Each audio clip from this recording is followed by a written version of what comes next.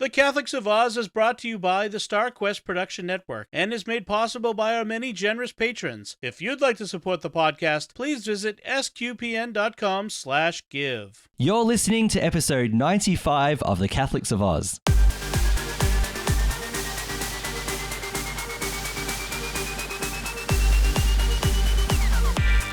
The Catholics of Oz is a show where we discuss faith, culture, and what's been happening from an Aussie perspective. Whether it's synods or science, apostolates and apps, providence or productivity, you can hear it right now on The Catholics of Oz. Hello, I'm Lindsay Sants. Welcome to episode 95 of The Catholics of Oz. Hopefully you're hearing us well because we're having a very glitchy Saturday morning. I think we're up and running though now. But I am joined, first of all, I should say to everyone, so we are recording on Easter Saturday in the morning. So Easter Vigil is approaching. But by the time you hear this, you would have had Easter already. So very happy Easter to everyone who's listening. And he is risen indeed. And I hope that your Easter season has kicked off well. But I'm not alone. I'm joined by my lovely sister with all the chicks. We'll explain that in a moment. Caroline Knight. Caroline, how are you going?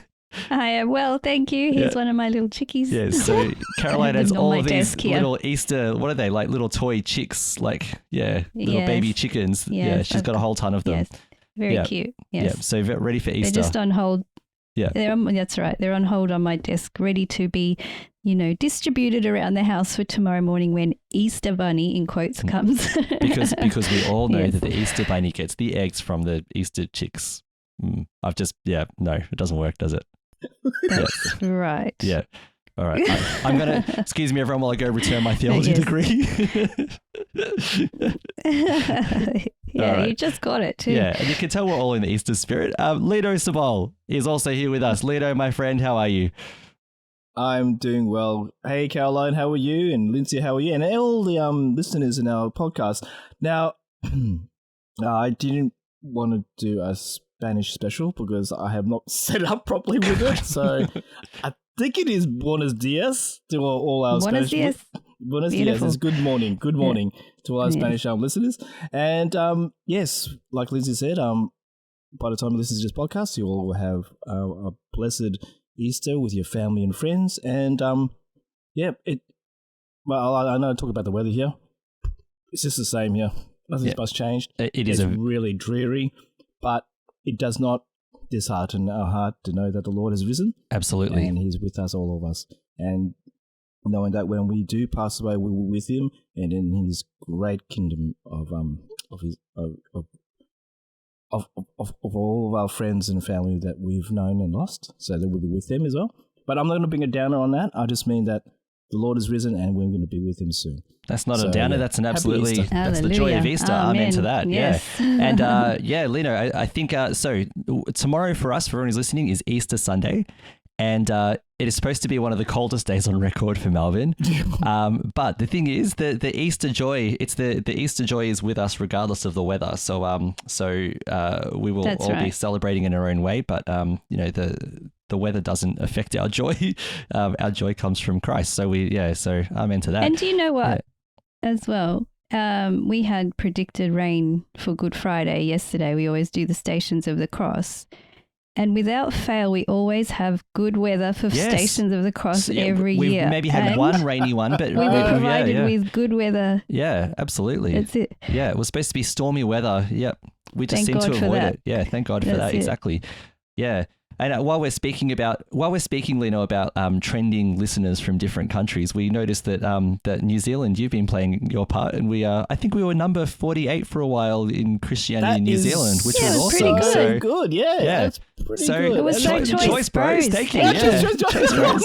Yeah. Yes. And I can do that because my husband is from New Zealand, so I can say Caroline can do that. Yeah. Going for a walk to the dairy in their jandals, getting a drink, and then sitting back to some Catholics of Oz. That's thank you for playing your part. That's it. Kia ora to all our New Zealand listeners. Yeah, that's it. Yeah. So anyway, I guess we should probably get this show on the road because we do have a few things. Actually, we've got some important things that we want to talk about today. So let's before we do that, First of all, if you're new to listening to the Catholics of Oz and you're thinking, what is going on right now? Hang on, okay? Just bear with us. You can subscribe to the show on Apple Podcasts, Google Play, Stitcher, TuneIn, or your favorite podcast player. Please don't forget to give us a 5-star rating and some positive feedback so that we can hear from you and also reach new people. And every so often I check the feedback, and we've got about, I think, 5 or 6 people have given us feedback and put 5 stars. So thank you so much. It really does mean a big deal to us. So, thank you for supporting the podcast and, by extension, supporting the network as well.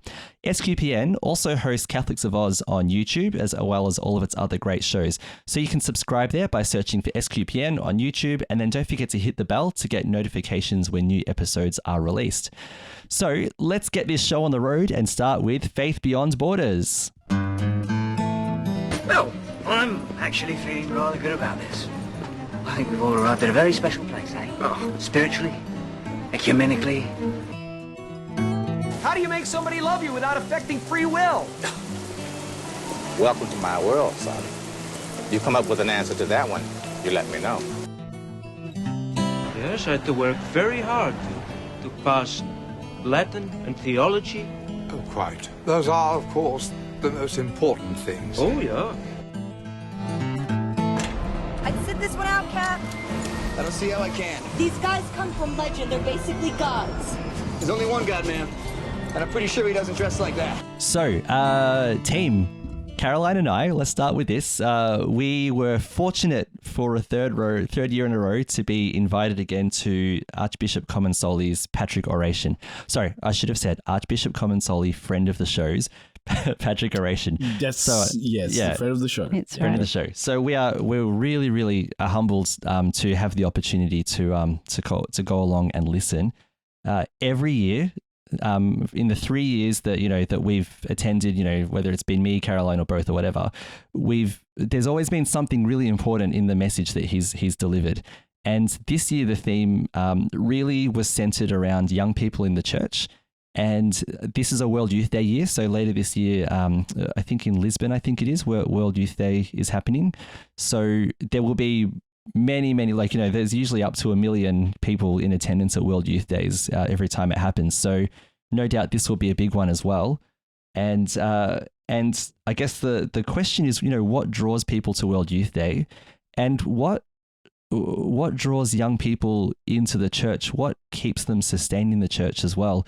So Archbishop Comensoli's speech oration this year was all about the focus of young people in the church. And it's probably an important message for us to think about, because we all have a role in creating conditions in which young people can feel and be present as part of the culture of the church. Not just as being part of a community, but also with being engaged with Christ and then living out and acting on their faith as well. And I think one theme that I got from this, there are many themes, by the way, in this oration, but one theme I got from this really was young people, youth are not a project. They're not a static thing that we talk about like this, group, like this blob that you just talk about. They are people who are already present, that we know, who are either at church or not at church, but that all of us have exposure to in some way, shape or form as well. So I might just say a couple of things about this year's Patrick Oration.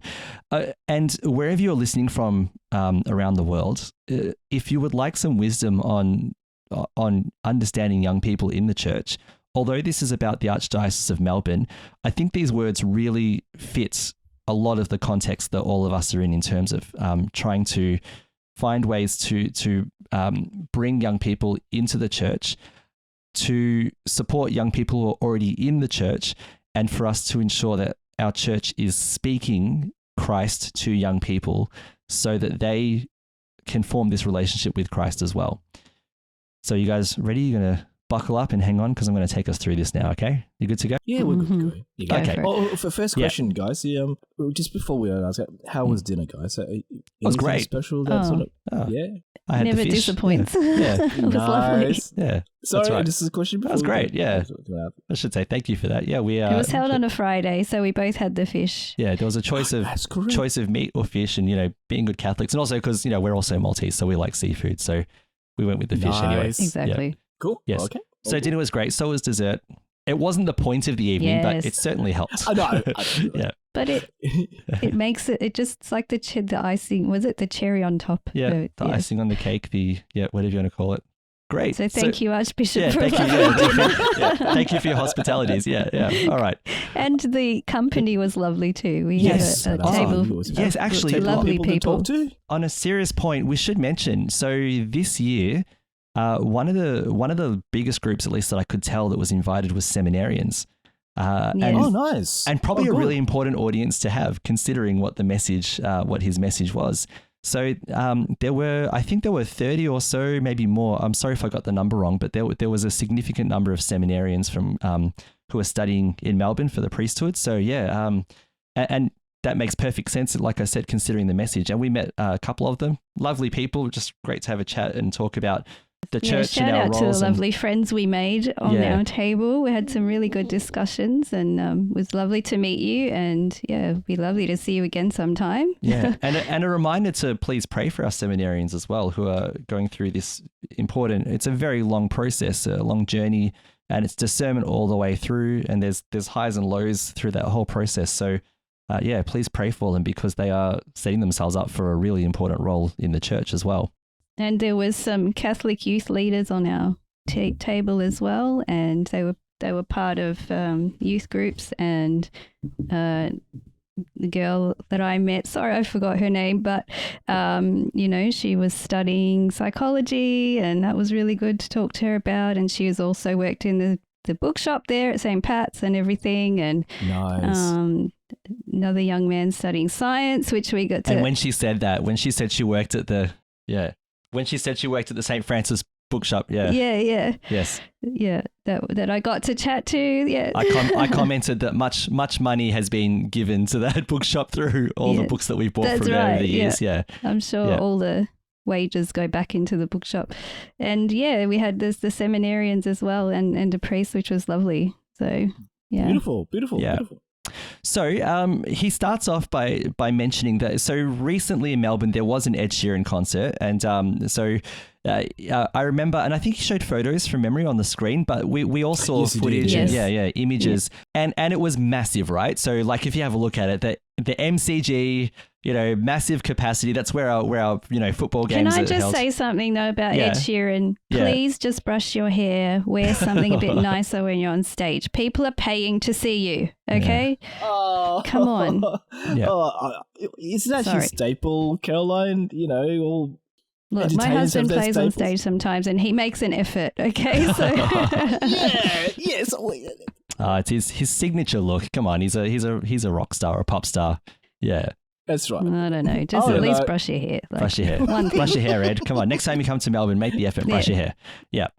So anyway, so let's get into this. So he says a couple of weeks ago, Ed Sheeran came to Melbourne, or rather, he says Melbourne came to Ed. So he had 2 concerts, 200,000 young fans, vast quantities of glitter, smartphone lights everywhere swaying, 2 nights of joyful crowds and great music spilling out across our city. Then he contrasted it to when Sister Natalie Burkwart came to Melbourne, and she is one of the highest ranking women in the Vatican at the moment. And she's been touring, speaking about synodality, considering the synod on synodality is happening. So she's been one of the voices for it, speaking to people around the world. And she said the number of attendees for her talks were pretty good for that time of year, but they were much older than the cohort of Ed's shows. They totaled over a couple of events about 600 people, with barely anyone under the age of 40, and definitely no glitter. So he said in the morning session, a question was asked at her talk, which arises at nearly every Catholic gathering these days. This time it was asked by a grandfather, where have all our young people gone? So he says every time that question is asked in church circles, there's a poignancy to it. Parents, grandparents, and older generations of Catholics struggle with it, are perplexed by it, lament over it. Where are all our young people? So night that she came to visit Melbourne, there was the memorial mass for Pope Benedict at St. Mary's West, Melbourne. And it made use of the preconciliar mass, and it had Mozart's Requiem. And it says the church was packed to overflowing with several hundred predominantly young adults, families, and children, with barely anyone over 40. Elsewhere in the city, he says, on Saturday evening, 80 to 100 young adults from Melbourne belonging to the PDKKI, which is an Indonesian Catholic youth movement, gathered for Mass, praise, worship, catechesis, and social activity. Each month, they join up with young adults of the Holy Trinity community from the southeastern suburbs of Melbourne. For more than 20 years now, each Thursday night at 6:30, and Lino, you and I can sort of certainly relate to this, around 100 mostly young people gather at St. Patrick's Cathedral for Holy Hour of Adoration. So we used to do that as young people. Remember, we used to take the youth group often. So that became a once a month thing with the youth group. Yes. We definitely. put them on a bus and drive into the city. You know, we'd drive with the church bus and we'd drive them ourselves into the city. And once a month we were doing that. That was a really a special thing for us. Then children came along and made it hard, but that's a different thing altogether. He goes on to say that in our city's universities, amongst the chaplaincies of Melbourne, Monash, La Trobe, Deakin, RMIT or ACU, or in the recently established John Paul II House on Grattan Street, there are groups of young Catholics gathering in faith and fellowship on a regular basis. There's the Vietnamese Catholic Youth Archdiocese of Melbourne movement, probably the largest single youth movement in our local church, with many groups within groups over several locations, involving hundreds of young Vietnamese Aussies. Scattered throughout many faith communities for school ages and young adults of all shapes, sizes, charisms, some small, some large, some parish-based, others are clustered in hubs. And he said there are also vibrant gatherings of ecclesial communities, so the Emmanuel community, the Neo-Catechumenal Way, Couples for Christ, Mothers Who Pray for Children, just to name a few, all drawing committed membership from young faithful who wish to express their relationship with Christ in dynamic ways. He talks about how at the rite of election, again, which we talked about recently as well, of the 136 catechumens, 63 candidates, the majority in their 30s, 20s and teens. In August, he talks about World Youth Day. 600 young people from the Archdiocese will be going to Lisbon for World Youth Day in Portugal. 134 of them are students, 82 young teachers, and 17 are seminarians, one of whom we met, Caroline. And he says earlier today, which was at the time of the speech, which by the way I should mention was on St. Patrick's Day, more than 2,000 students from schools came together to worship as part of Catholic Education Week in honor of the patron saint of our cathedral. So he's gone through a summary of some of the youth movements within the Archdiocese of Melbourne. So what's the point? He says, my point, he says, there is an answer. In fact, many answers to the question as to where some of our young people are. To be sure, they're not gathering in numbers that Ed Sheeran can attract, but they are around. On any given day, you may be quietly surprised just how many are engaging earnestly and fruitfully with their faith. There are young Catholics searching for a relationship with Christ and a place in the church. And I think for me, that's one of the central sentences. Young Catholics are searching for a relationship with Christ and their place within the church.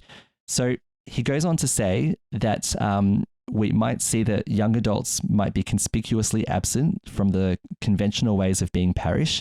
However, there is nothing particularly new about this either. At the Second Vatican Council, the Church Fathers noticed the Church is particularly anxious that you, young people, will know how to affirm your faith in life and what gives meaning to it. So he went through some statistics as well, and he put those up on the screen. Like I said, for example, something of the longer term pattern of the absence of young Catholics from active parish life can be seen in data showing trends of 18 to 35-year-olds within the territory of the Archdiocese of Melbourne from the year 2001 to the year 2021. The raw number of young adult Catholics in the Archdiocese of Melbourne has dropped from 28% in 2001 to 16.5% in 2021. And he says there are all sorts of factors that might account for this decline, especially the increase in migration among university students over that 20-year period. But it also reveals the shift in the faith life of families over that same period. So those who were 30 in 2001 will be 52 today, with their kids counted in the statistics for 2021. And he says a different picture emerges when you look at the percentage of mass-going young adults in our archdiocese over the same period. So in 2001, it starts out very low, as you might expect, with only 6.8% of the age group regularly attending mass. But that percentage doesn't shift a great deal over the next 20 years, with 5.5% still attending in 2021. There might be considerably fewer younger mass-going Catholics around today, but proportionally, their presence in our parishes has not declined dramatically. And this is what I think we all need to be aware of. they're still there. The young people are actually still there in our churches. And so we need to be aware of that and see what we're actually doing about it. So I'm going to just move a little bit further to where it says, the question of young people in the church has been far and wide the most asked question in the life of the church in the past half century. He says, I'm about to enter my 60th year of life, and I cannot recall a time when parents and grandparents have not worried about the loss of faith practice among their children, nor when families have not wondered about what needs to be done to bring them to a religious faith. He also talked about the plenary council, and he said that he was perplexed that the question of young people was brought up a lot in the consultation process, but there was sort of a minimal discussion about it in the final strategic policies, apart from things like a national education forum to assist parent engagement with schools. So there wasn't a big deal of outcomes from the plenary council in terms of young people. So he goes on to say, why does the question about our young people seem to go unanswered? And he says, perhaps we are asking the wrong question and looking in the wrong places for answers. Perhaps our focus is too much on them and what is to be done about them, and not enough on you, our young people standing before us. Perhaps we are trying to fit our young people into old wineskins rather than acknowledging the vitality and seeing the possibilities that are among us. And so I think what we need to do, yes, is not what is going on here is to say that we shouldn't look at them as a group of you young people, or them, that group of young people over there, but you, the young people who are a group of individuals who are all on this faith journey, and what we should be doing about it. And that image of not fitting them into old wineskins, not trying to fit them in the same formula we've been using again and again, that stale old maintenance way of doing Catholicism, right? That whatever we did 10 years ago, we just keep doing it now, and because it's a formula and it seems to be working. We're being encouraged to look at different ways to support young people in their faith. I've got a little bit more to say, but do either of you want to jump in with any thoughts before I move on? Caroline? I enjoyed the speech because it did highlight youth and the point that, yes, they are still there. Youth haven't gone anywhere. And we see that in our own parish as well. I mean, I think we have a good representation of youth in our parish. And now that those of us who were youth once, who are having children, we are bringing forward the new youth. So yes, we do need to focus on the youth, because they're still coming through as well, not just the ones that are there, but there are new ones coming through. So there does need to be a focus for the future ones as well, future youth as well. In fact, Caroline, you and I, between our two families, we have 4 children who we are very, that's right. We are very, not concerned, we are very, not the concern is not the word. We have an interest in how the faith of our young people, apart from what we do as parents, we are the first teachers of our children, but we're also interested in what settings our parishes and our wider church have in place, but also what we can do about it as well, so that we can support our young people, but also the young people that are in our proximity as well. Yeah. Lino, any thoughts that you wanted to throw in very quickly? No, I like how you guys talking about your children and how where this youth is, where are they, and what are they doing? And they are here. They are doing things. It's just you guys know that we've been in youth groups for many, many years, and knowing and what Archbishop Comensoli is saying, you want to put him in the same wineskin over and over and over again, and may change what we can do to bring back the youth to the church, but not in a way that, how am I going to say it, not in just maybe teaching them, but not forcing them. We're not trying to force the youth to come back to the faith. It is up to them to come back, if you know what I mean. Yeah. What do you think about that, Lindsay? Is that I do have thoughts about that. Yeah. And look, I'll only say something quickly and I'll come back to it later. And I think of course young people won't want to come to church if they can't be guided lovingly into a relationship with Jesus Christ, because that's the center of our faith, right? And if they have no concept of this, if going to church on a Sunday is all their faith is about, and it's a duty, then what is it? Exactly. Yeah, it's nothing more than it's nothing more than going to a club, and I can go to any club if I want friends. I don't need to go to church. I can go anywhere. Yeah. As parents, we have to encompass their life in the faith all the time, like not just when we go to church on Sunday. So we incorporate prayer during the day. If they're having trouble, we say, maybe just say a prayer to the Holy Spirit for some strength or something like that. So that, and maybe have some like a talk on TV so that they're getting some faith information without really having to go and seek it themselves. Like make it really available for them during the week, and then they'll want to go to Mass on Sunday because they'll realize how important their faith is and that they need to communicate. They need that, that contact with Jesus on a Sunday. So they'll want to go, So if you make it something that's integral in their life, then it's not a chore anymore. It's something that is important to them. Yes. Yeah. Yeah. And you know what? Don't be dismayed. I'll say this. Don't be dismayed when your kids say Mass is boring, because of course, it's initially going to seem like it's boring. Yeah, we get that. Yeah. Yes. My 5-year-old, from time to time, he'll go, "I don't want to go to church," and he'll say that. But at other times, he'll say, "I love Jesus more than everyone else." You know what I mean? That's so nice. But and our kids sit there playing together sometimes as well. Yeah. So. And the thing is, though, it's like, what do you say to your kids in that moment? Now, the different ages, you say different things, right? But the thing is, I don't, my first response isn't to Alexander, well, you have to go because we're supposed to, because what's life giving in that response, right? But I say a couple of things. Like I might say, for example, but there's a couple of things. Alex, this is where we go to meet Jesus in a special way, and we meet Jesus with the people that we know and love, with our community. That Jesus doesn't want us to love him, on our own. He wants us to also love him with the people around us. And he's most present to us when we have, I didn't say he's most present to us to him, but I give him the impression, the idea, the understanding that we encounter Jesus in so many ways, and community is so essential. Now, I can't really say, and Alex, because you'll receive Eucharist because he's too young, but that will come later, that, they add these layers of important meaning of what our faith is, to help foster what that personal relationship is. Now, I can't give my kids, none of us can give our kids a personal relationship with Jesus. Jesus does that. That's his job, right?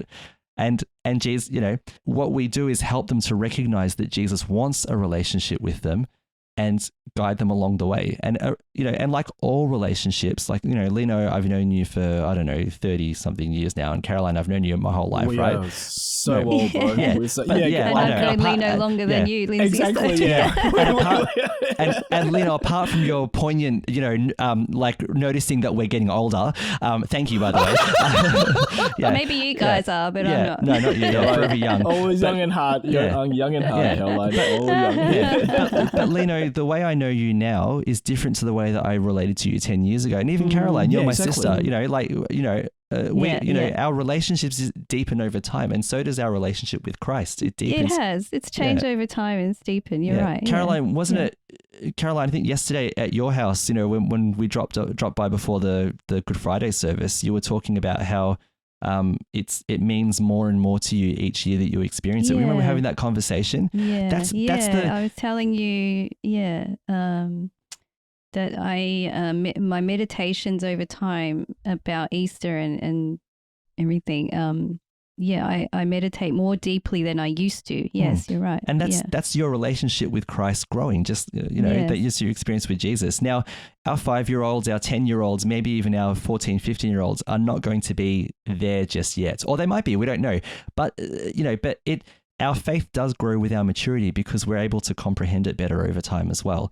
Just like if you read a book, a book when you're young, and then you read it again as an adult, and suddenly you notice there's more to it than just what you thought. So true. Yeah, that is so true. Or to put it crudely, when you watch Shrek as a 10-year-old, and then when you watch Shrek as a 25-year-old, and then you realize that some of the jokes are actually, you know what I mean? Yeah, a lot of adult references and all the other stuff is funny. What? Okay, that's a very crude analogy. I'm sorry, but the point I'm trying to make is that our experience over time deepens our understanding of our faith, and our relationships grow because of that too. So I'll move on a little bit more. So he goes on to talk, the Archbishop goes on to talk about Pope Francis, and he says that Pope Francis names an uncomfortable home truth when he says, youth is not something to be analysed in the abstract. Indeed, youth does not exist. There exists only young people, each with the reality of their own life. Our youth are not a project to be dealt with. If we see a problem to solve, born of our deep care for them, then we risk losing sight of where the young people are finding Christ and a bit of energy for the gospel, which is typically not where we are. So basically, we shouldn't be looking at youth as a project, as a thing to be fixed, if that makes sense. Like it's a disease that needs a cure, if that kind of makes, But what he does do then is he relates it to the Synod on Young People from 2018. So this was the Church's Synod on Young People. And the final document says, young Catholics are not merely on the receiving end of pastoral activity. They are living members of the one ecclesial body, baptized persons in whom the Spirit of the Lord is alive and active. So he says then, Archbishop Comensoli goes on to say then, here's a different question to ask. Not when did the young lose Christ, because I don't believe they truly have, but when did we lose being young in Christ? And he goes on to say that, Cardinal Tagle recently observed at a faith assembly in Asia, everywhere people in the West say, oh, we are so tired. And I say it like that because it's like S with like 3 O's. And I look around at these followers of Jesus and I say, what is there to be tired of? Is that the picture of us? Have we grown old and tired with our faith? So, and this is the important thing, right? We have to remember, and Archbishop Comensoli goes on about this, that our faith is young. Our bodies might get a bit older as we go along. We're Catholics in our 40s now, all right? But all right, not, except you, Carol, except you, all right? But the thing is, our Christian joy, the joy of Christ, the joy of Easter season, which we're in right now, right? This is what revitalizes us. It's what brings that youth about the church. So he said there is an eternal youthfulness about Christ. And it is this youthfulness that he has offered to us by his life, so that we might not grow weary. As I have noted elsewhere, the image of Christ at the center of the wall of the Sistine Chapel is a great visual reminder that the once crucified Lord now stands before all of creation as the young bridegroom, striding out to meet his bride, the church. And the church is all of us, the 1-year-olds to the 40-year-olds to the 60-year-olds to the 80-year-olds, whatever it might be. That Christ stands before us always. Our Redeemer is young because he is alive. He radiates life, drawing all other lives into his. But if Jesus Christ is gloriously young, then his body, the church, us, is meant to be young. This is I added the us, by the way. This is the young church. just editing the speech there for the Archbishop. Whoops. Anyway, yeah. All right. So this is the church our young people want to discover, one that is vital and alive in Christ.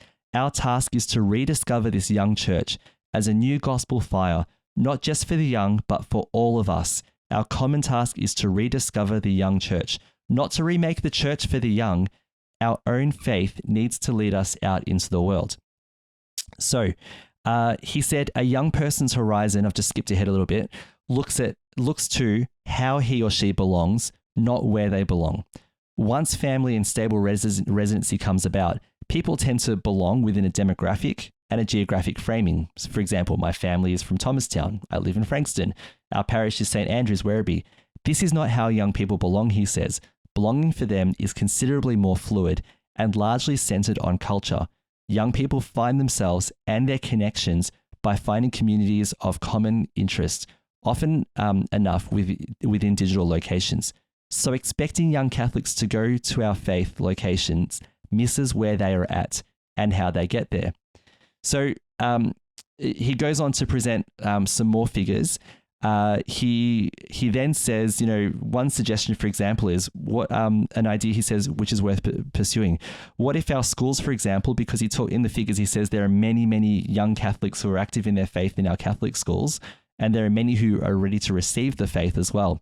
And he says, what if schools set up, for example, an RCIA club, a club that is for young Catholics happy in their faith, introducing Jesus and a life of faith to their peers and inviting them into incorporation into the church. And this is the part that kind of got me excited, right? He said, call it the Acutus Club after the young Italian teenager who liked us using devices to find Jesus in the Eucharist, or call it the Lisieux Club, after that young French woman who couldn't help herself loving the community she belonged to, or perhaps call it the Glowry Club after the young Melburnian doctor who helped form the first Catholic women's group in Australia.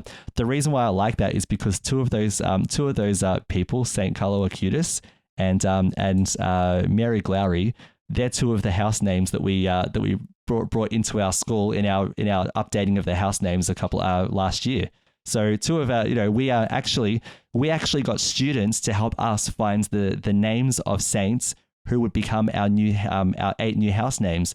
And so they picked a range after doing research, and Carlo Acutis and Mary Glowry are, they made it into the top 8, which is awesome, right? So we've got them as examples in our own school, in the school that I work in as well. So he said, whatever it's called, whatever we do in schools, it matters that our young people find a sense of belonging that is meaningful to them. The best way to include is to invite. So I'll just move down to the last part where he says, to the last 2 paragraphs, he says, none of this is rocket science, yet we seem to hold back, waiting for a wind change from somewhere else. Only that is not where the wind of the Holy Spirit comes from. Its source is in us. We received it at baptism and confirmation. We are renewed in it through forgiveness and Eucharist. It is why Pope Francis is so insistent on calling us to be a church that goes out. Young people yearn for a church that is young with them, that can go out with them. Today, that is the church we are meant to be. Each one of you is now of God, and all of us are part of building trust which fosters faith in Christ, who is inviting us to walk his way, to tell his truth, and to live his life. So, my friends, whatever your age, let us begin. Just a beautiful conclusion, by the way. Just some final thoughts before we move on. Caroline, what do you think about those last little bits of Archbishop Comensoli's oration? I mean, I love, he's talking about the youth and we should do something, but I like that he actually provides one example of something can actually be done to bring the youth or keep them excited or, invite them into the church and to love Jesus more. And it just makes me think of, recently I went on a school tour to my son's future high school, which is a Catholic school, but they also invite people of all faiths and of no faith, or wherever they're at the time, to be part of the school community, so they can go and learn there as well. So no one's excluded. Imagine if there was something like an RCIA at a school like that, where people who may not be of Catholic or Christian faith background can come and learn about Jesus and God and be introduced at school, and if they're interested, go forward and learn about the faith and maybe become really acquainted and perhaps pursue becoming Catholic in the future. So that's an exciting prospect to me, and that's a real world situation, where it can be applied. So these suggestions are they're great. We need more suggestions like this. I think it was a really, really great idea. I'm actually excited now for the youth. With having an archbishop like Archbishop Peter, who has these really forward-thinking thoughts, it gets me excited because it keeps everybody young, keeps everybody fresh, and keeps us all thinking and not just being stale and doing the things we used to always doing things the way we always do them. Old wineskins, yeah. I was actually really, I was just really excited about the speech, yeah. Yeah. Lino, how about yourself? Any thoughts? I've got a question. What does RCIA stand for? The Rite of Christian Initiation in Adults. That's so remember we talked about, were we in that episode? No, I think it was Caroline, when we talked about the rite of election. We missed out, yeah. Oh, Lino, you need to go back and listen to episode 93 now, okay? That's right. Okay, cool. I'll explain. Yes, but it's essentially so the basic understanding is in the church, it's when adults or sort of young adults, anyone who's past the age of reason, who is not Catholic, who wants to become Catholic. So there's a journey that they go through, a faith journey they go through. And this is, when we see people who are baptized and confirmed at Easter and receive communion. at Easter time. So those are the catechumens who have gone through the RCIA process. But RCIA, and I'm just repeating what we did in the podcast last time, but RCIA is not a process that finishes, or a journey that finishes. I should stop using the word process. It's not a journey that finishes with receiving your sacraments. There's further formation in faith that continues. Like for the rest of us, all of us are continuing to be formed in our faith. After our confirmation, we were all confirmed as, grade 6s most likely, 10, 11, 12-year-olds. But our faith formation journey didn't stop with our confirmation. It goes on and on and on. And so an RCIA club in a school, or whatever it might be called and whatever it might do, is that continuing formation of young Catholics and anyone who's interested in being with young Catholics in a Catholic school setting. So they might have received their confirmation, or they might not have, and might be interested in going further because of their exposure to a thing like this. But yeah, I think it's an interesting suggestion of something that could be done in Catholic schools, for sure. Mm-hmm. Nice. No, understand. Look, this is a good step forward for our youth, I think. At the moment, I believe, I don't know, it's me, maybe I was seeing it, it's a lot of, social media and popularity. They're getting bombarded from all angles, from different places, different news events, different information. And I think that some of our youth are maybe getting confused.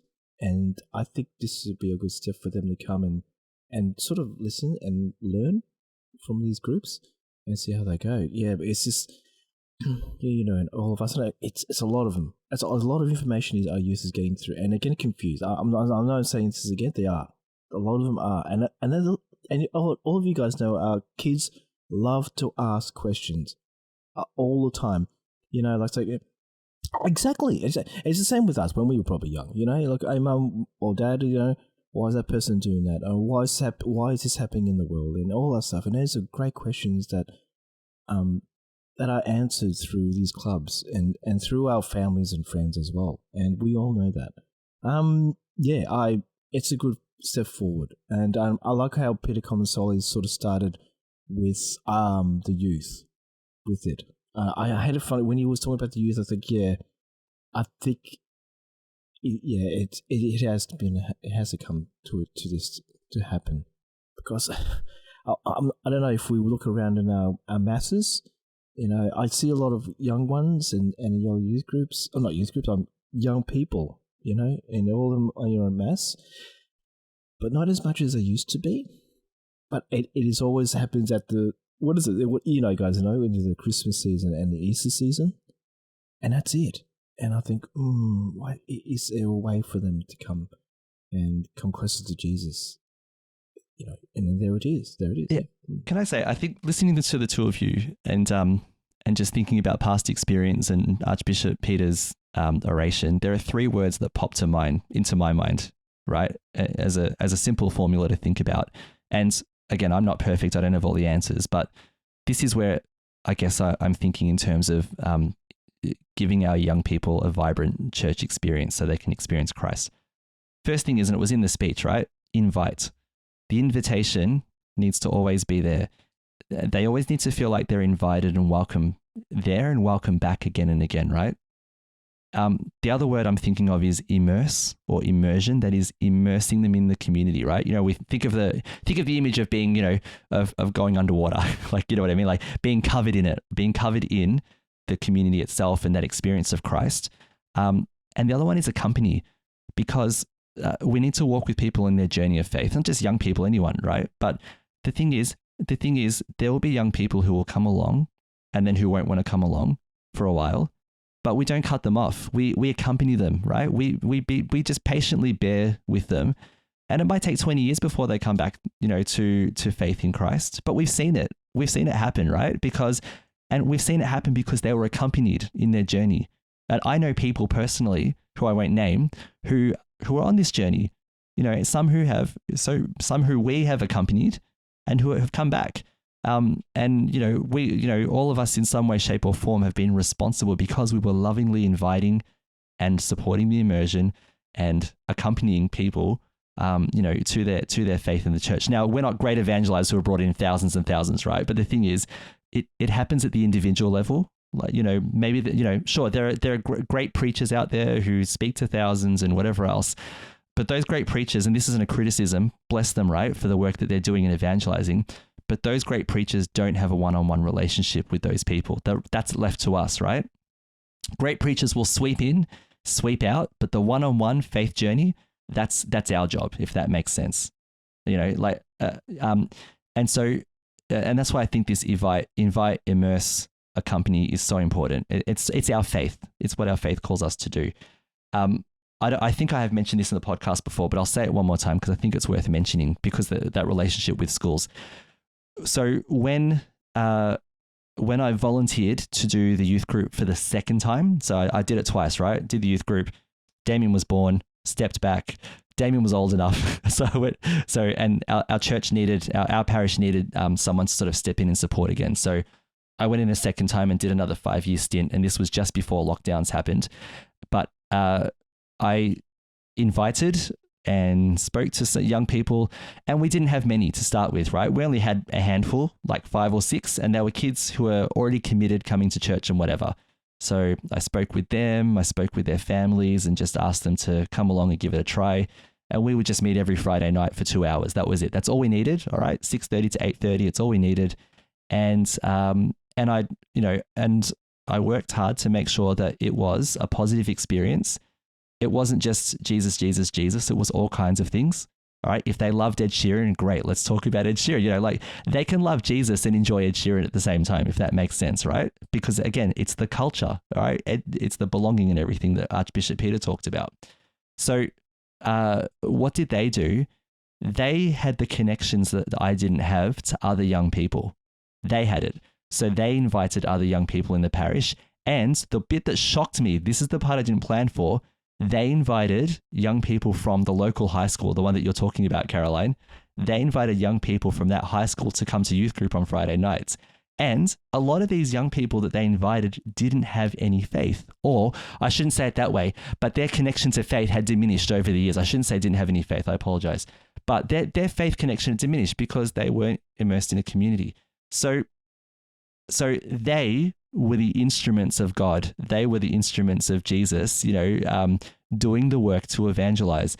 And all I had to do was follow that last line of Archbishop Comensoli's speech. All right. So today it's the church we're meant to be. Each one of you now, this is us, the 35 pluses, right? The 40-year-olds and whatever. Each one of you is the now of God. And all of us are part of building trust, which fosters faith in Christ, who is inviting us to walk his way, to tell his truth, and to live his life. So, my friends, whatever your age, let us begin. If you're listening to this podcast, you are the one who can let this begin in some way, shape, or form. You may not be a youth group leader, you may not have the time to do it, but you can certainly support young people through inviting, immersing, and accompanying in whatever way, shape, or form that might be.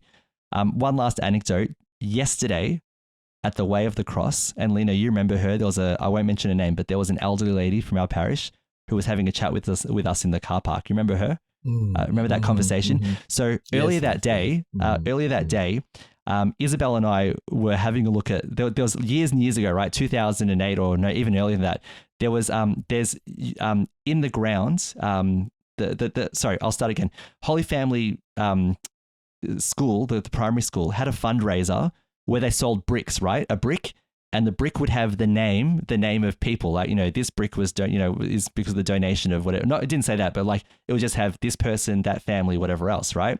And so there's a display of about 100 bricks in the grounds that you can still see at Holy Family School. And it has, for example, my wife and, it says, I think it says Lindsay and Isabel and the Sant family, because at the time there were no kids, but there would be kids one day. All right. So I had that. And it was also on behalf of Caroline, of our family as well. So all of that, it had Holy Family, the Holy Family Doves youth group, our first run, Lino, because the youth group bought a brick, you know what I mean? And this lady who's elderly came up to me and she saw what we were doing. She goes, oh yes.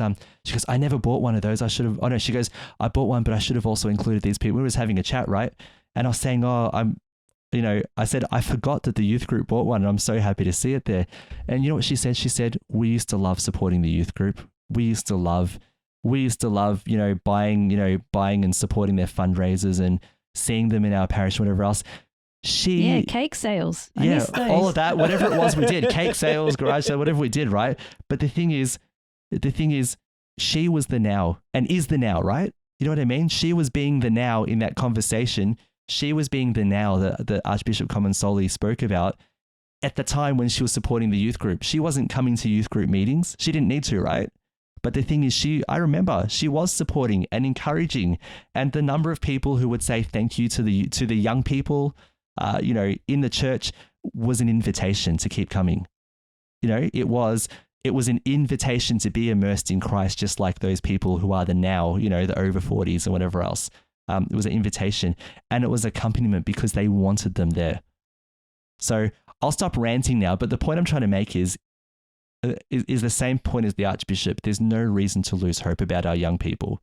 They are there, and we have the opportunity to evangelize, through Christ.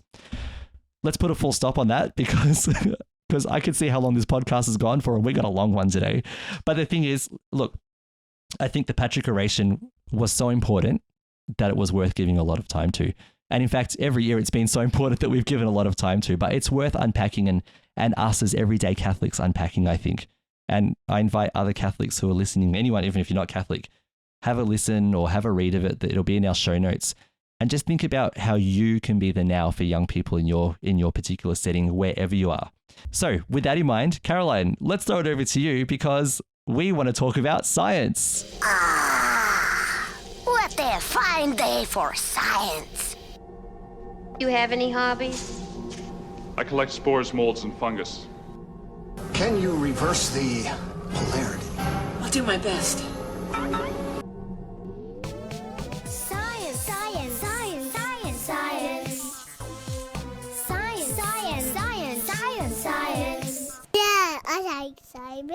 So Caroline, you've got some interesting topics. So water on the moon. So let's talk about that, and screaming plants. I'm interested. So yeah, Caroline, we're in your hands. Go for it. All right, just a couple of short but very interesting topics. So water trapped in glass spherules have been found on the moon. Let me explain. So Chinese researchers working on lunar samples obtained from the 2020 Chang'e 5 moon mission, which we've mentioned before in our podcast, they have found glass spherules or tiny spheres that contain water. China's lunar exploration program discovered that these strange glass beads possibly mean that the moon's surface could contain billions of tons of water. Oh, cool. The glass spherules are thought to have been created by the impact of meteorites on the lunar surface to form something called microtectites. Microtectites, what are they? They are glassy or silicate spherules or beads of terrestrial crust material that formed as melted and cooled debris from natural high-velocity impacts. So as a side note, microtectites are already found in abundance all over the Earth. So when a meteorite hits the Earth, sediment and rock are often melted and ejected into the air. And as the melted rock falls, it quickly cools to form into a glassy rock called a tektite. So the microtectites found on the moon are thought to have formed when meteorites impact the moon's surface at hundreds of thousands of miles per hour, causing chunks of lunar crust to rise above the moon's surface. It's quite a high impact. Plumes are then created and silicate minerals from the surface are heated to molten temperatures by the force of the impact and combine to form the tiny glass beads that are then sprinkled all over the moon's surface. So they're quite widespread. The resulting glass beads may have trapped water. They may have trapped water molecules inside them during the cooling process. So the moon soil and the microtectites which have formed actually contain oxygen. And when they come into contact with ionized hydrogen atoms from solar winds, the oxygen and the molten spheres react to form water that actually ends up inside the spheres. So you get a little bit of water formation. Go chemistry. Yeah. Over time, some of the spheres are actually buried under the lunar regolith, and the regolith means rocks, soil, and dust on the moon. and they become trapped underground with the water still inside them. At the right temperatures, some of these beads release water into the moon's atmosphere and onto the surface, acting like a reservoir that is slowly refilled over time. So this means that the spheres could become actually a source of water as well as hydrogen and oxygen for space agencies such as NASA in the future, and also the China National Space Administration, and both of these agencies want to build moon bases, and the CNSA, which is the China National Space Administration, actually project that their base will be completed as soon as 2029. So that would be really cool, really interesting. Now, planetary geologist and co-author of this study of these spheres, his name is Sen Hu, said that if we want to extract the water in impact glass beads for future lunar exploration, first we collect the beads, then we boil them in an oven and cool them and release the water vapor. Finally, you'll get liquid water in a bottle. Yeah. Another benefit is that impact glass beads are very common in the lunar soils from equator to polar and from east to west globally and evenly. So that makes it easier. You can find them all over the moon, which is quite amazing that they're all over the moon. It's estimated that the spheres found all over the moon could contain about 300 million tons of water. So that's quite a lot. Wow, that's quite a reservoir. Yeah. And it'd be definitely useful for astronauts or people based on the moon in the future to be able to extract the water from the tiny spheres. So I thought that was amazing. I mean, to us, just looking at the moon, it just looks dry, dusty, but actually it contains these tiny, tiny little spheres that contain water. So in the future, watch out for this. Can I link this to some space news really quickly? This year, what am I saying? This year we were very excited. Was it this year? By the Artemis mission. Was that this year? Yeah, the Artemis mission this year. Artemis mission. So next year, the Artemis 2 mission launches, and this will be the first. Next year, is it? Okay. So it'll be the first piloted by astronauts mission. They won't actually land on the moon, but they're going to do the exact same journey as Artemis 1, and they'll go. So this is so it'll be piloted by Commander Reed Wiseman, pilot Victor Glover, not Danny Glover, Victor Glover. Not sending Han Solo to the moon. No, it's not Danny Glover. Wait, which Glover am I talking about? Don't worry about it. Anyway, pilot Victor Glover, mission specialist Christina Hamath-Kosh, and mission specialist Jeremy Hansen. So the important why that is important is because the Artemis missions are, like you said, Caroline, they're building towards a human presence on the moon, a permanent human presence. That's right. And the moon is important because the Artemis missions are not just about the moon, but they're also about Mars, and water can be used to create, like you said, oxygen, which is an important element in rocket fuel. So it is actually more efficient and less costly to launch a Mars mission from the moon than it is from Earth. And so this is an important part of it.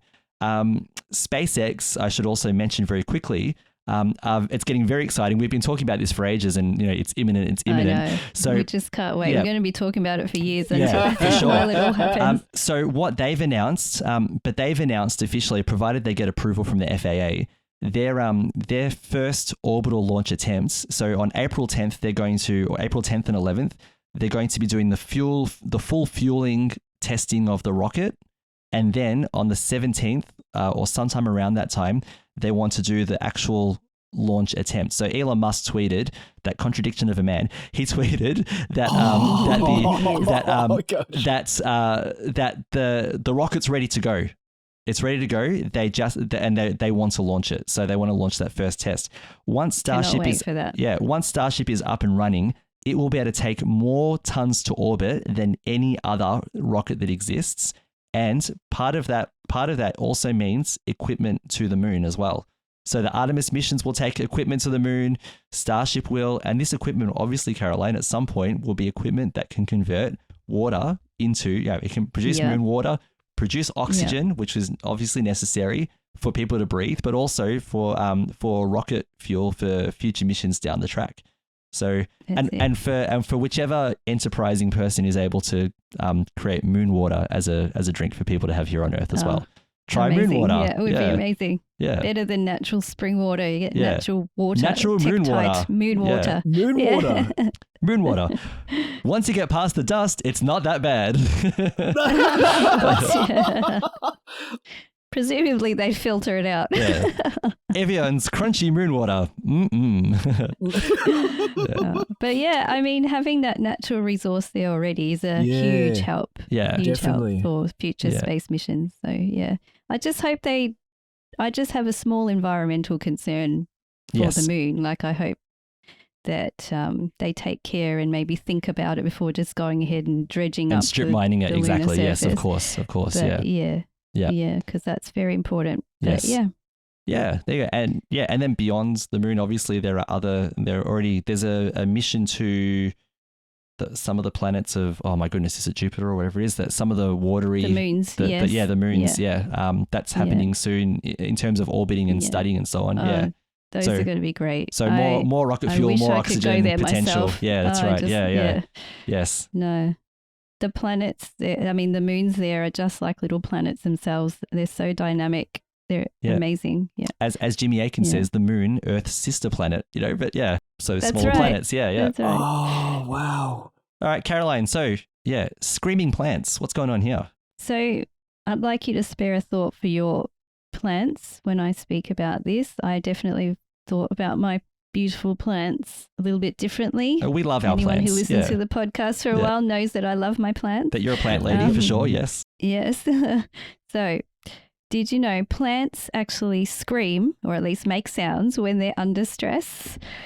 The sounds they make, however, are too high frequency for us to hear, which is great because we don't want to hear our plants, poor things, screaming all the time. Can you imagine on a windy day when they're a bit upset with the strong winds, they're all going, that would be a very terrible sound. Yeah, be awful. Yeah. Then they seem so calm too. They do. We look at them differently now. Yeah. So this information is according to research performed by scientists in the Tel Aviv University in Israel. So what they did is placed microphones near stressed tomato and tobacco plants. The instruments picked up crops' ultrasonic squeals from about 10 centimeters away and were in the 20 to 100 kilohertz range, which is a volume that could feasibly be detected by some organisms from up to several meters away, the authors said. So, animals and plants might listen and react to the silent scream of plants, and perhaps humans could too, with the right tools in hand, the authors added. The idea that sounds that drought-stressed plants could make could be used in precision agriculture seems feasible if it's not too costly to set up the recording in a field situation. So it's already known that plants respond to stress in a variety of ways. So some of them may release a smelly chemical compound. Some of them change color and shape in response to droughts and bites from hungry herbivores. In previous studies, researchers affixed recording devices directly to plants to listen to secret sounds inside their stems. In plants stressed by drought, air bubbles formed, popped, and triggered vibrations with the tissue that normally carries water up the plant's stems. The process, known as cavitation, was picked up by the attached recording devices, but the Tel Aviv researchers wanted to know if any plant sounds could travel through the air. So, the team set up microphones near stressed out tobacco and tomato plants, and they were placed in either a soundproof box or an open greenhouse space. The researchers actually induced some stress, so they subjected one set of crops to drought conditions and another to physical damage, was basically cut stems. Then they had a third control group, which is always a good idea to have in a scientific experiment, and these were untouched and served like I mentioned, as a control group. So the recordings revealed a few different things, that different plant species made distinct sounds at varying rates depending on the stress they were subjected to. Drought-stressed tomatoes emitted about 35 ultrasonic squeals per hour on average, while those with cut stems made about 25 ultrasonic squeals per hour. So it seems the cut stem is a bit less stressful than being in drought, which I guess makes sense for a plant, because a plant could grow their stems back, but they need water. So drought-stressed tobacco plants let out about 11 screams per hour, and cut crops made about 15 sounds in the same time. So interesting. The average number of sounds emitted by untouched plants fell below 1 per hour. So if you don't touch your plants and you keep them watered, they're happy. They're not screaming. So I'm assuming most of my plants here are not screaming right now. Nice. It's raining a lot and I haven't cut them. True, yeah. Actually, I did trim them last week, so they might be a little unhappy with me. I feel a bit sorry for... So a couple of weeks ago, I bought a type of grass called pet grass, which was pitched to us as a grass that your pets could eat, so it would leave your other plants alone. I'm kind of starting to feel sorry for that plant now, because every time I encourage Luna to have a bite, what am I actually doing? Yeah. Well, as long as you keep it watered, it will scream half the time. Yeah, true. All right. So, we do look after it. Yeah, it's a beautiful, lovely pet grass. Yeah. So there you go. So to finish off, researchers wondered also if they could identify each plant solely on its signature screams, since there was a variation in the noises. Using machine learning, the team actually picked out distinct features in each set of sounds and sorted their plants into 3 categories. So they could actually identify the plants by whether they were dry, they were cut, or they were intact. So really, in the future, farmers may be able to use these sounds to determine whether their crops are stressed, either to drought or being snipped. And perhaps in the future, there will be other kinds of stresses like chemicals or, maybe insects infestation, things like that. Plague. Yep. So, I mean, you could envisage like maybe there's a crop of beautiful, say, sunflowers, and some happy people are coming along, say, oh, these beautiful sunflowers, I'm going to take some, and the farmers are able to listen to their crop and go, hang on a minute, somebody's cutting these. Who's touching my sunflowers? And out they go to their crop. Wow. Get off my sunflowers. So, wow. So that's just my application that came first in my head. But so I thought that was really interesting. It is though, because I think I was thinking as you were doing this, the application of it, like you could, in the future at some point, have some kind of meter, some kind of something that measures and reports, what the status of the health of your plants are in terms of stress. And it could probably help to sort of create conditions that are the least stressful, so plants are thriving, for growing crops, and even just for your amateur gardener, you could market a little meter that goes into your, into your pot and, measures the, if your plants are screaming and maybe recommends why, like the type of scream, whether it's because of water or because of, or maybe whatever. It needs a particular chemical. Yeah, or it's missing something. You need to fertilize it. Wow. Yeah. And then going a step further, in the future, growing plants on the moon or on Mars, having some kind of, some technology to detect how the plants are going could prevent crop death and things so that people are able to eat. As you know, though, Caroline, in space, no one can hear you scream. I'm sorry. But what about on the surface of the moon or the Mars? It's still space, isn't it? Yeah, I don't know. Yes. So I thought that was very interesting. Yeah. Oh, that's so spare a thought for your beautiful plants when you haven't fed them, watered them, haven't fed them, and you're giving them a bit of a trim. Just give them a little cuddle after you've trimmed them if you need to. I think that would be really nice for them. All creation is shouting for joy, and just thinking of scripture, just and sometimes screaming so in pain. Yeah, they're literally So our plants are literally screaming. So let's help them scream for joy, like they should be. But But we can also help by not just cuddling them, but by talking to them. You know how some people say when they talk to their plants, or I think there's a study that's been done, like playing music, different calming music to plants help them. So isn't that amazing? Yeah. I'm serious. I heard about that. Yeah. There you go. I must admit I have a confession, and probably Easter is the right time for your confession, Lino. Go ahead. Yes. It is totally confession. I've probably killed 3 bonsais. So bonsais are a bit difficult. You definitely need a meter for that. Need a meter for that. You need some kind of instrumentation. Yeah. I'm serious. It was when you were talking about this, Caroline, I thought to myself, I am so guilty. I'm so Look, we all bonsai. are guilty of. It was gardening that's is my always fault. trial and It's my fault. error. You Yes, know. well, no, it is my fault for doing You didn't this. water it, did you? Yeah. That's another story. I can't say it on the podcast, but it was just I've just killed a couple of them already. Yeah, look, we've all killed plants. We've all accidentally, run the mower over some flowers or whatever. We've all done it, but let's be more conscious of our plants, I guess.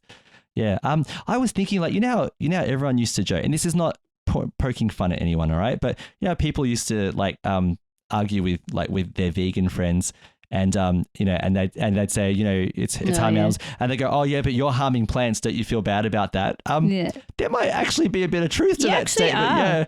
Yeah, they're screaming in pain. Yeah, yes. The only way to not harm anything is just to stop eating altogether. Yeah, that's it. Oh no, yes. Lindsay. Oh, okay. Just live on air. Just live on air. That's right. Moon water. Yeah. Twice the flavor, twice the grit. Oh no. Wow. I think you could come up with many, many slogans for moon water. Well, last time Lino and I were coming up with slogans for Roman concrete. Remember self-healing concrete? Yeah, we were coming up with slogans for that in the last science, one of the previous science ones this year. Yeah, we did. Yeah, thanks for that, Caroline. That's awesome.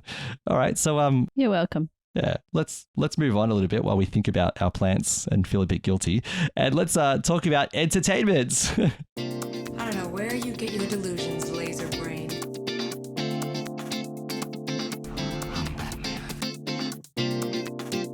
This is not what we came here to do. No, but it's what I'm going to do. I have a plan. You've got a plan. I have part of a plan. Are you not entertained? Are you not entertained? So, look, some interesting things have happened in the entertainment space, but before I talk about them, Caroline, I'm just going to throw over to you because you've got Mandalorian here in our notes. So, Mandalorian has been awesome at the moment. We're up to episode 6 at time of recording, and it'll be episode 7 when this episode of our podcast comes out. So, tell us about your love for Mando and Grogu, Caroline.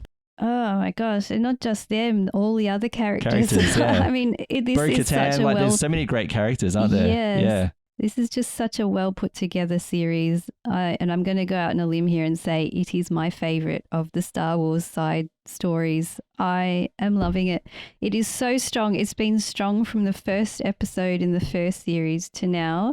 It hasn't faltered, in my opinion, anyway. And the characters are strong. The stories are strong. The visual effects, it just keeps me drawn in. I just love every bit of it. Yeah. And I don't want to say too much about the stories, but I've just really, really enjoyed it. There hasn't been a bad episode. In all 3 seasons so far, there hasn't been an episode that you could call a dud. They've all been, or a filler or one that just has to be there. They've all been great. Yeah. And in fact, it was interesting. Like, remember Book of Boba Fett, the Mando episodes shone out as some of the best ones. Yeah. Yes. Yeah. Yes. And I loved that series too, actually. It was very good. But last night's one was so good. I mean, if you love a bit of a fight between 2 Mandalorians, trying to take power from each other, I mean, it's great. And the grace of, the Mandalorian, I mean, he's what the action that he performed at the end of the episode yesterday. I don't want to say it because maybe people haven't watched it yet, but I just thought that was so touching and just so, I don't know, it was so well written. It was such a great part of the story, and the story before as well, like they went to, I forgot the planet's name, but, just the costumes and the characters, it was a bit of humor and, seriousness all in the same thing. And, it was a bit of an investigative episode yesterday too, wasn't it? It was like trying to solve a problem and, they did it very well. Seeing some classic droids from the prequel series. Yeah, the prequel, that's it. Yeah, that's it. prequel and movies. The droids I felt like the droids were having feelings in this one. They were apprehensive about something. They had concerns. They had concerns, and I thought that was very interesting. They were looking at it from the perspective of the droids themselves. Yeah.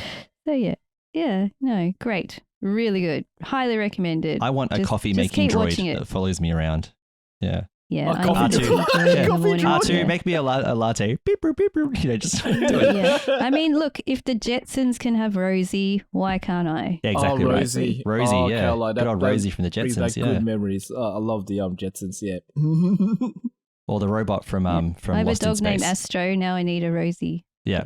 A robot. Yeah. Oh, cool. Did you like when I was cleaning robots, Caroline, or was that someone else we've talked about? Didn't Rosie do all of it? Yeah, she did. Just like a housemaid robot. Yeah. Yeah. Mr. J. Yeah, that's right. Mr. and Mrs. J. Yeah, Mr. J. Yeah. Mr. J. Yeah, I remember that. On the Star Wars front, really quickly, because the two of you don't know this yet, I might just drop some news that Star Wars, I think it's called the Star Wars Celebration, but it's where they announce, like, they have all fans get together and they announce like a lot of the new projects coming up. So here are some new projects. The Ahsoka Tano series is confirmed. There's a trailer that you have to watch. All right, it's amazing, and it just has a lot of links to Star Wars Rebels, the cartoon series, and you'll know what I'm talking about. It spoils it all, right? Let's say so. You will see a lot of characters from Star Wars Rebels in the trailer. So it's basically, I think it looks like it's going to be a sequel to like a live action sequel to the Rebels series.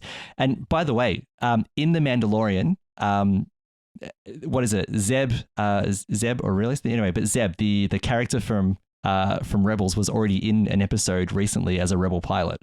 So he was the fairy cat creature, if you remember him. But yeah, but he was in it. Also, we're getting what's it called? 3 Star Wars movies are coming out. So it's like I don't think it's a trilogy because they just announced 3 movies, right? Yeah. So one movie is taking place in what's it called? It's supposed to be like at the beginning when the Jedi Knight started. So talk about how the Jedi Order formed. The second movie, like really beginning, isn't it? Yeah, the beginning. What yeah. happened to the Skywalker saga? So it's like thousands of years before the Skywalkers. So they described that movie as it's going to be biblical. So that's interesting. So the second movie. Yep. I think they could take little bits and pieces from the game, or was that the game was? No, I don't think it's got anything to do with it. No idea. Itself. Yeah, no idea. We'll just see. Yeah. The second movie is going to be directed by Dave Filoni, which is good, and it's going to tie up the storylines of Mandalorian, Ahsoka Tano, and Boba Fett, the Book of Boba Fett. So really looking forward to that one. So that's going to be a movie. And the third movie is going to take place after Episode 9. And Daisy Ridley is coming back to Star Wars, and she's going to be starring as Rey, establishing a new Jedi Order. That's right. Yeah. This is the beginning of a new beginning. Okay. Yeah. Okay. And what is it? What I love, going back again, the Ahsoka Tano series, she mentions the main antagonist. I won't spoil that. I'll let people watch the trailer and see for themselves, as being the heir to the Empire, which is, for any nerds like me who read that trilogy of books, it is one of it is everyone's favorite trilogy, is the Heir to the Empire trilogy, which was all about a particular antagonist. I won't spoil it now. It's in the Star Wars Legends now. It's not canon anymore. But yeah, so I'm looking forward to the epic scope of that. And they also announced a couple of other series. So there's going to be Skeleton Crew, which I think is like a Jedi Knight played by Jude Law and some kids who are trapped on a ship or something like that. Yeah. Okay. Cool. Yeah. Interesting. Okay. And the other one is season 2 of Cassian Andor is coming out next year. The Andor series is coming out. Oh, okay. How's Obi-Wan Kenobi going? Obi-Wan. There's no news about Obi-Wan at the moment. Yeah. No, but that was great. It was a brilliant series. It was amazing. It was fantastic. Yeah. And then what was the other series that they announced? Oh, The Acolyte is the other one. And this takes place during the time of the High Republic. So this is when the Old Republic was at its like height of power and magnificence and whatever. And I think from the sounds of it, it's about the rising of the dark side, the Sith, whatever it might be. Anyway, yeah. So some pretty cool Star Wars stuff coming up. Could I throw one more in very quickly? Last night I watched very quickly. Yeah, I know. It's going on. Like the end. So I won't say much about it. Episode 8. So over. Episode 8 of season 3 of Star Trek Picard. I watched it last night. It is the best episode of that series so far, and it was brilliant. All right, it was just so good. I will say it was classic Star Trek.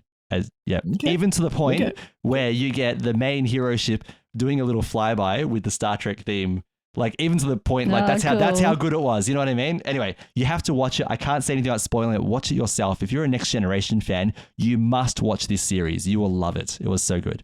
Yeah. And on your advice, I've been watching it. You have to watch it. It's so good. Yeah.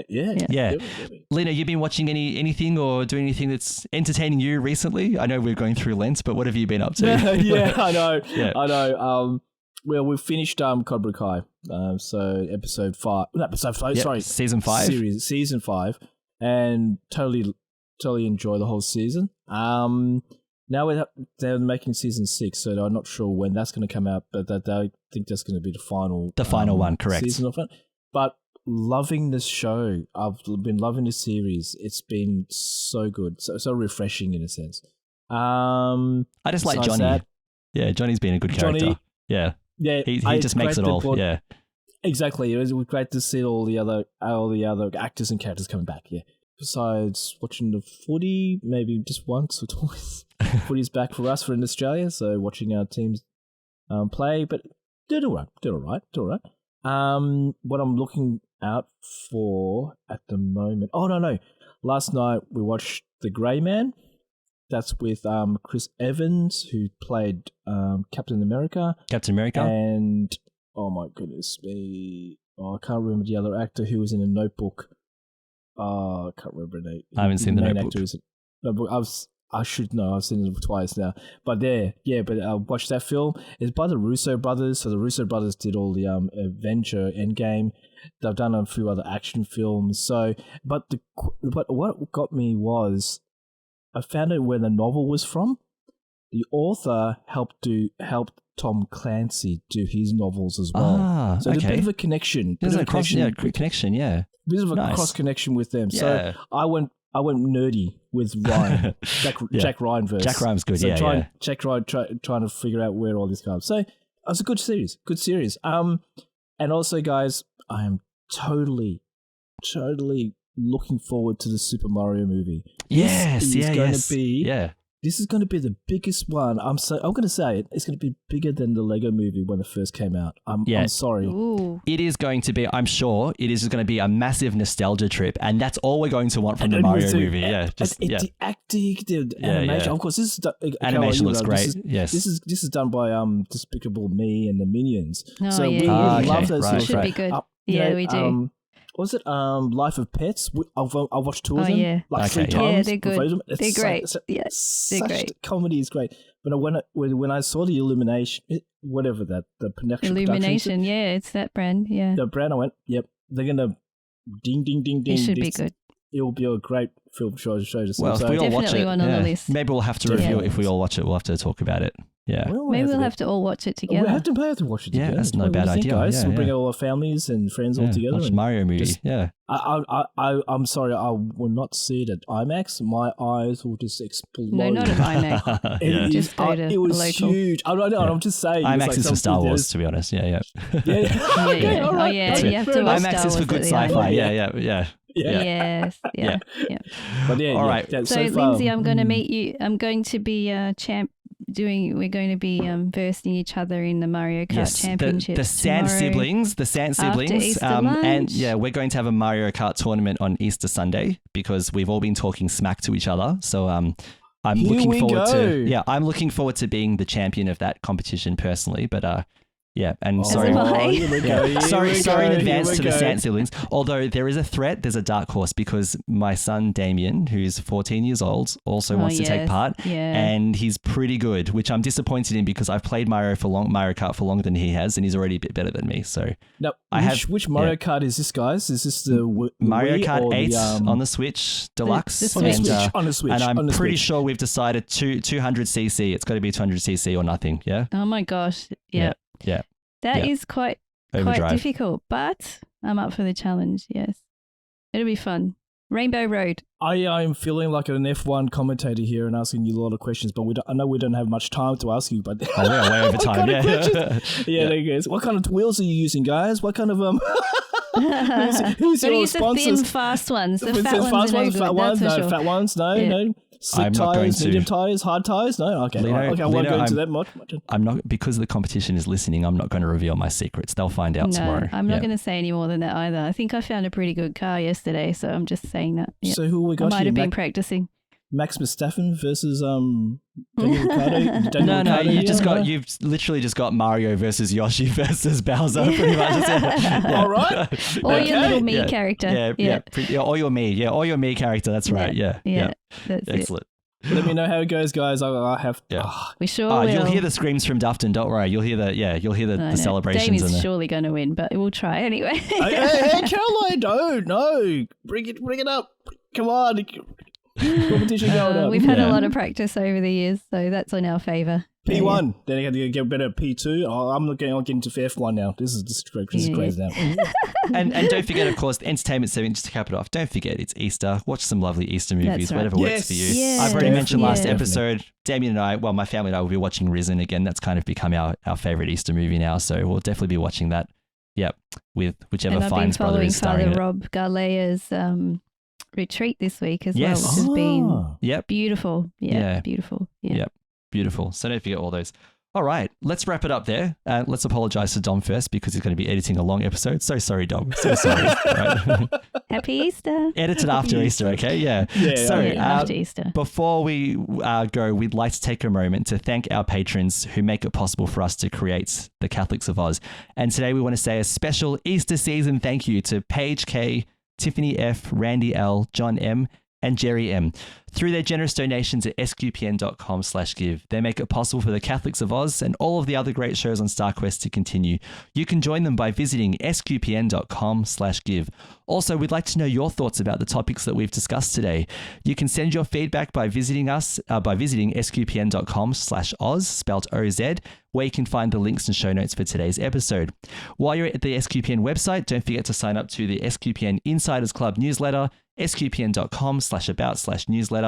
And don't forget that SQPN is also on a whole lot of socials. So facebook.com/StarQuest Media, Twitter at SQPN, and Instagram at StarQuest Media. And also don't forget the Catholics of Oz. We also have our own Facebook page at facebook.com/Catholics of Oz, where you can discuss our episodes there. But also don't forget that SQPN also has its own Discord channel, which is a great place to meet other listeners and other show hosts as well. And you can just go to sqpn.com/Discord and you can meet some people there and wish them a happy Easter during this Easter season. We can also be reached by a good old email at catholicsofOz@sqpn.com. Caroline, thank you so much for being part of this Easter episode today. Thank you. It was fun, and I'd like to wish everybody a happy and blessed Easter time, and God bless you all. Yeah.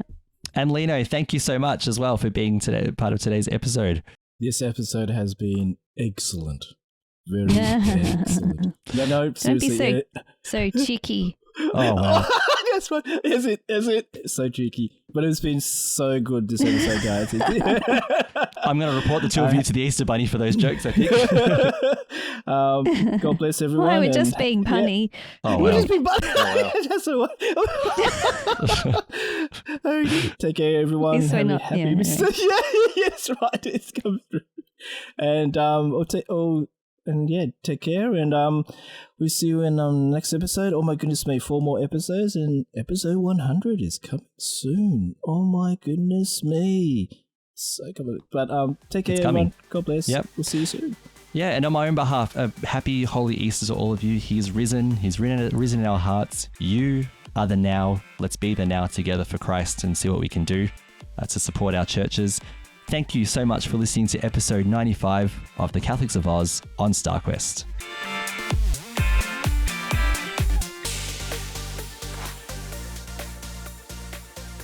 Here's another show on the StarQuest network you're sure to enjoy.